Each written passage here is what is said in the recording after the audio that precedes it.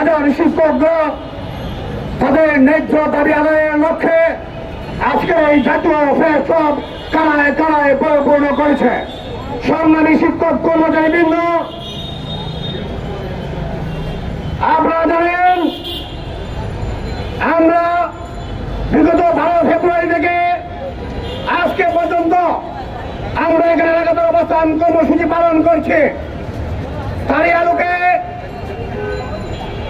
আমরা ইতিমধ্যে সচিবালয় ঘেরাও কর্মসূচি করেছি। ঘেরাও কর্মসূচি করতে গিয়ে আমাদেরকে পুলিশ বাহিনীর সাথে আমাদের বাক বিতরণ হয়েছে। তারপরে আমরা কিন্তু মাঠ ছেড়ে যাইনি। আমরা আমাদের যে ন্যায্য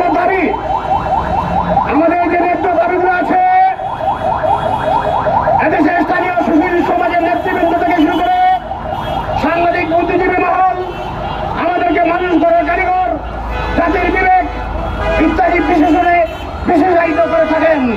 কিন্তু অত্যন্ত দুঃখের বিষয়, আমি দুঃখের সহিত বলতে চাই, আজকে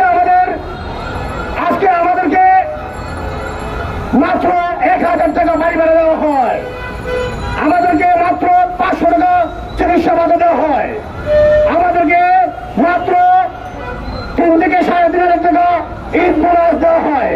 সংগ্রামী শিক্ষক কর্মচারীবৃন্দ, সারা দেশের কোথাও কি 1000 টাকা বাড়ি ভাড়া আছে? আপনারা বলেন আছে?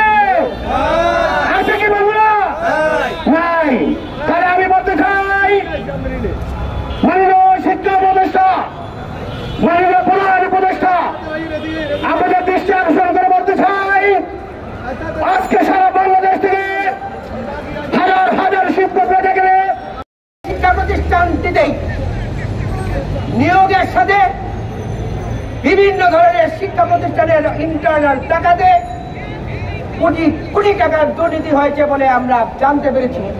এইগুলি শিক্ষা অধিদপ্তর সহ বিভিন্ন কর্মকর্তারা তৎকালীন সময়ে এটা তারা তদন্ত করেছে এবং ঢাকা শিক্ষা বোর্ডের মাধ্যমে শিক্ষা বোর্ডে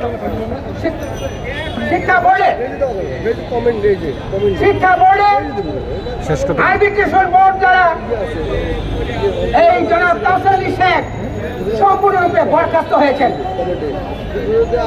আপনারা সাংবাদিক ভাইরা, আপনাদের জানা উচিত, আপনাদের জ্ঞাতার্থে আমরা সবিনয়ে নিবেদন করছি যে শিক্ষকতা পেশায় যদি কেউ আরবিট্রেশন বোর্ড থেকে দোষী সাব্যস্ত হয় চুরির অভিযোগে, শিক্ষা প্রতিষ্ঠানের টাকা লুটপাটের অভিযোগে, তাহলে তার নামের আগে এবং পিছনে কোনো জায়গায় শিক্ষক পদবি ব্যবহার করা কোনোভাবে যায় না।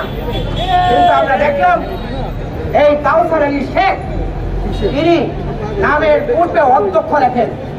কিভাবে দেখেন আমি প্রশ্ন রাখলাম আপনাদের কাছে।